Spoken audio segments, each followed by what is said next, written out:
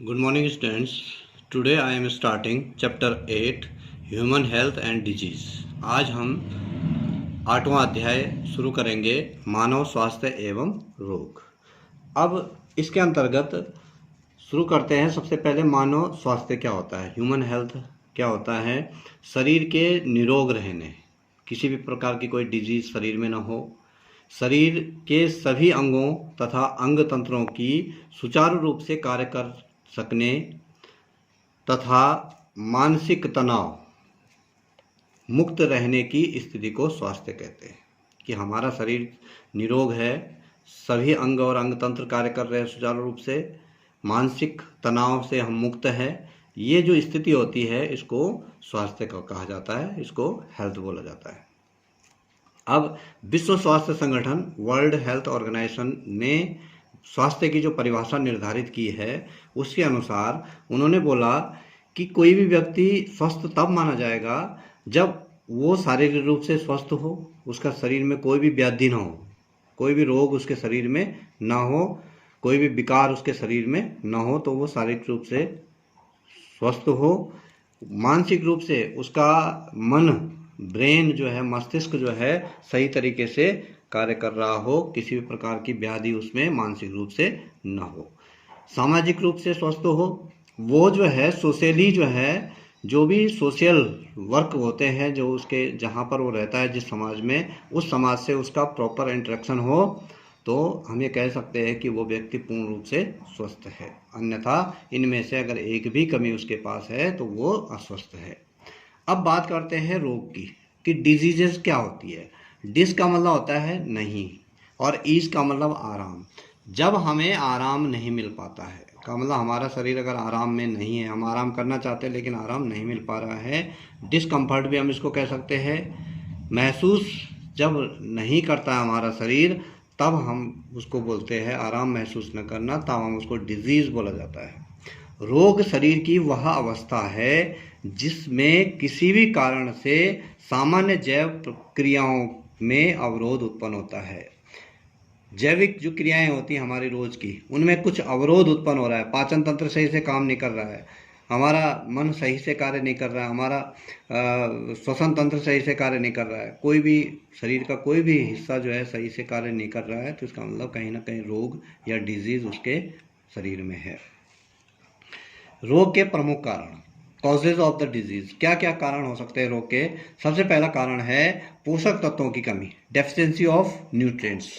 कि अगर हम ये कहें कि रोग हो रहा है तो उसके शरीर में कहीं ना कहीं न्यूट्रिएंट्स की कमी है। न्यूट्रिएंट्स के कारण, कमी के कारण भी अनेक रोग हो सकते हैं, पोषक तत्वों की कमी के कारण। वातावरण में परिवर्तन के कारण भी हो सकता है। अब वातावरण में परिवर्तन मतलब अचानक हम जो है किसी अचानक जो है ठंड वाली जगह से हम गर्म वाली जगह में चले गए, तो कहीं ना कहीं शरीर में कोई रोग उत्पन्न हो जाता है। यांत्रिक कारण हो सकते हैं, मैकेनिकल रीजन हो सकते हैं अनेक, हमारे शरीर के अंदर अनेक प्रकार के यांत्रिक जो हमारे जो अंग तंत्र होते हैं वो प्रॉपरली अगर काम नहीं करते हैं, तो ये भी एक कारण हो सकता है रोग का। रासायनिक पदार्थ, केमिकल सब्सटेंसेस, हमारे शरीर में कोई ऐसा केमिकल सब्सटेंसेस चले गया जिसके कारण कोई रोग उत्पन्न हो गया। शरीर में पदार्थों की अधिकता से भी, excess of substances in the body, शरीर के अंदर कोई पदार्थ अधिक मात्रा में हो गया, उससे भी रोग उत्पन्न हो सकता है। और छठा है रोगाणु, पैथोजेंस, अनेक प्रकार के जो रोग कारक रोगाणु होते हैं उनके कारण भी बीमारी फैलती है। रोग के प्रकार, काइंड्स ऑफ डिजीजेस, जो इसके प्रकार है उनको 3 समूहों में बांटते हैं। जन्मजात अथवा आनुवंशिक रोग, कॉन्जेनाइटल डिजीजेज इसको बोला जाता है, या हेरिडिटिकल डिजीजेज इसको बोला जाता है। ऐसे रोग जो इसके बारे में यहाँ पे देखते हैं, वह रोग जो पीढ़ी दर पीढ़ी हस्तांतरित होते हैं, एक पीढ़ी से दूसरी पीढ़ी तक जो हस्तांतरित होते हैं वो जन्मजात रोग कहा जाता है उनको। और इसके उदाहरण है हंसियाकार एनीमिया, सिकल सेल एनीमिया होता है, हीमोफीलिया, रक्त लगातार बहने की जो बीमारी होती है उसको हीमोफीलिया बोला जाता है। वर्णांधता, कलर ब्लाइंडनेस इसको बोलते हैं, इसमें मुख्य जो कलर होते हैं उनकी पहचान करने में व्यक्ति असमर्थ होता है।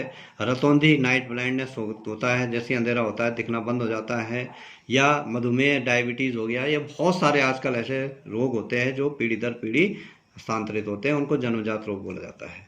दूसरे जो रोग है संक्रामक रोग है, और तीसरे असंक्रामक रोग। तो पहले असंक्रामक रोगों के बारे में देखते हैं। नॉन कम्युनिकेबल डिजीजेस, ऐसे रोग जो एक व्यक्ति से दूसरे व्यक्ति में नहीं फैलते हैं, ऐसे रोगों को असंक्रामक रोग बोला जाता है। ये एक व्यक्ति से दूसरे व्यक्ति में नहीं पहुंचते हैं, फैलते हैं। इसके अंतर्गत निम्न रोग आते हैं। एक तो हीनता जनित रोग आ सकता है इसके अंदर, किसी पोषक पदार्थ की कमी होने वाले जो रोग होते हैं उनको हीनता जनित, डेफिशिएंसी डिजीज उनको बोला जाता है। और इसके उदाहरण है बेरी, विटामिन बी की कमी से बेरी रोग हो जाता है, ए की कमी से रतौंधी हो जाता है, मरासमस प्रोटीन की कमी से हो जाता है, क्वाशरक्वर हो जाता है, कार्बोहाइड्रेट की कमी से, रिकेट्स विटामिन डी की कमी से, स्कर्वी विटामिन सी की कमी से, ये रोग जो है शरीर के अंदर हो जाते हैं। दूसरा है एलर्जी, कोई बाहरी पदार्थों से हमें एलर्जी हो जाती है, डस्ट से या किसी ऐसे पदार्थ से हमें एलर्जी हो जाती है कि हमारे शरीर में जो है दाने हो जाते हैं या खांसी जुकाम हो जाता है। इसी प्रकार से हृदय संबंधी रोग भी जो है हो सकते हैं। मधुमेह जिसको डायबिटीज़ बोलते हैं वो ये। तो ये सारे रोग जो होते हैं असंक्रामक रोग होते हैं, एक व्यक्ति से दूसरे व्यक्ति में नहीं फैलते हैं। तीसरा है संक्रामक रोग, कम्युनिकेबल डिजीज को बोला जाता है। और कम्युनिकेबल डिजीज हम उन बीमारियों को कहते हैं जो एक व्यक्ति से दूसरे व्यक्ति में हस्तांतरित होते हैं, ऐसे रोगों को कम्युनिकेबल डिजीज कहा जाता है। अब बात करते हैं मनुष्य के आम रोग, कॉमन डिजीजेज ऑफ ह्यूमन। संक्रामक रोग हम इसके अंतर्गत लेंगे, कम्युनिकेबल डिजीजेज हम लेंगे इसके अंतर्गत। ये रोग एक व्यक्ति से दूसरे व्यक्ति तक आसानी से फैलते हैं, एक व्यक्ति से दूसरे व्यक्ति तक जो है इजीली ये फैल जाते हैं उसके संपर्क में रहने से। और इनके जो प्रमुख रोगाणु होते हैं वो है जीवाणु, बैक्टीरिया, विषाणु, वायरसेस, प्रोटोजोआ, कवक फंजाई और कृमि, जो छोटे छोटे जो कृमि होते हैं उनको जो है वर्म्स जिनको हम कहते हैं, उनके कारण ये रोग होते हैं। तो हम सबसे पहले लेते हैं जीवाणु द्वारा होने वाले रोग, और इसके अंतर्गत diseases caused by the bacteria. आज हम जो पढ़ेंगे वो पढ़ेंगे क्षय रोग के बारे में, जिसको ट्यूबरकुलोसिस भी बोला जाता है और टीबी भी उसको बोला जाता है। टीबी इसको लिखा जाता है, ट्यूबरकुलोसिस को कहते हैं। अब जो हम ये रोग पढ़ेंगे इनमें जो मुख्य हम पढ़ेंगे, एक तो रोग कारक पढ़ेंगे, किससे वो होता है, संक्रमण का माध्यम पढ़ेंगे, उसके लक्षण पढ़ेंगे, उसके बचाव पढ़ेंगे और उसके उपचार के बारे में पढ़ेंगे। तो सबसे पहले रोग कारक देखते हैं टीबी का या क्षय रोग का, जिसको ट्यूबरकुलोसिस भी कहते हैं। माइकोबैक्टीरियम ट्यूबरकुलोसिस इसको बोलते हैं। माइकोबैक्टीरियम ट्यूबरकुलोसिस जो है उसी नाम से इसका नाम ट्यूबरकुलोसिस पड़ा है। ये जीवाणु है, इसके कारण ये रोग होता है। संक्रमण का माध्यम ये फैलता कैसे है, वे ऑफ कम्युनिकेशन इसको बोलते हैं। इस रोग का संक्रमण जो है हवा के द्वारा होता है, हवा में उसके रोगाणु है और वो जो स्वस्थ व्यक्ति है उसके शरीर में प्रवेश कर गए। संक्रमित भोजन, थूक, मल, मूत्र, रोगी के कपड़े, छींकने, खांसने से ये रोग होता है। ये संक्रामक रोग जो है फेफड़ों में भी फैल सकता है, आंत्र में फैल सकता है, हड्डियों में फैल सकता है, मस्तिष्क में फैल सकता है और त्वचा पर मुख्य रूप से ये प्रभाव डालता है। ये जो क्षय रोग होता है इसके जीवाणु किसी के भी शरीर में प्रवेश कर सकते हैं, लेकिन जिसकी इम्यूनिटी पावर कम होगी, जिसकी प्रतिरोधक क्षमता कम होगी, उस पर ये सबसे जल्दी प्रभाव डालता है। इसके लक्षण सिम्टम्स हम देखते हैं। रोग के आरंभ में सबसे शुरुआत जब रोग की होती है तो व्यक्ति को थकान महसूस होती है, भूख नहीं लगती है, वजन कम होने लग जाता है, रोगी को 90 से 100 डिग्री फ़ारेनहाइट तक बुखार रहने लग जाता है लगातार, बार बार जुकाम लगता है उसको, खांसी अधिक आती है और खांसी में बलगम और रक्त भी आता है। आहार नाल में अगर टीबी है तो आहार नाल की जो टीबी होती है उसमें पेट जो है कड़ा हो जाता है और पतले दस्त आने शुरू हो जाते हैं। अस्थियों में क्षय रोग होने पर व्यक्ति अपंग हो जाता है। यह जीवाणु है माइकोबैक्टीरियम ट्यूबरकुलोसिस, ये एक विषैला पदार्थ स्रावित करता है जो कि टीबी रोग पैदा करता है। उस विषैले पदार्थ का नाम है ट्यूबरकुलिन। वही ट्यूबरकुलिन जब निकलता है तो वही जो है टीबी पैदा करता है। अब आते हैं इसके बचाव के ऊपर।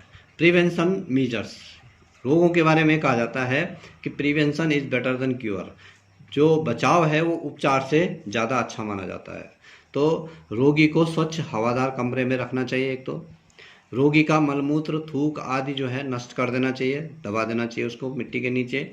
रोगी को खांसते समय, छींकते समय मुंह पर और नाक पर कपड़ा रख देना चाहिए। भूख बढ़ाने के लिए रोगी को विटामिन बी कॉम्प्लेक्स देना चाहिए। दूध, मांस, मछली, फल युक्त और अंडे युक्त भोजन जो है रोगी को देना चाहिए। रोगी को पानी उबालकर देना चाहिए और बच्चों को बीसीजी का टीका लगना चाहिए। ये जो जन्म टीका होता है, जैसे ही बच्चा जन्म लेता है उसके एक हफ्ते के अंतर्गत उसको बीसीजी का टीका लग जाता है, तो टीबी रोग बच्चे को नहीं होती है। तो बीसीजी का पूरा नाम है बेसिलस कैमलेट गुएरिन, इसको बोला जाता है। कैमलेट और गुएरिन 2 वैज्ञानिक थे, उनके द्वारा इसका आविष्कार किया था, इसलिए इसको बीसीजी बोला जाता है। उपचार है इसका, टीबी जिसको हो जाती है उसको टीबी अस्पताल में, प्रत्येक डिस्ट्रिक्ट हॉस्पिटल में टीबी वार्ड भी है और कहीं सैनिटोरियम भी है, अलग से टीबी अस्पताल भी है, वहाँ भर्ती करना चाहिए। और एंटीबायोटिक दवाइयों का कोर्स जो भी डॉक्टर के द्वारा प्रिस्क्राइब होता है उसको पूरा करना चाहिए, 6 महीने, 9 महीने या 3 महीने जो भी होता है, तो रोग ठीक हो जाता है। आज हम इतना ही पढ़ेंगे। Thank you.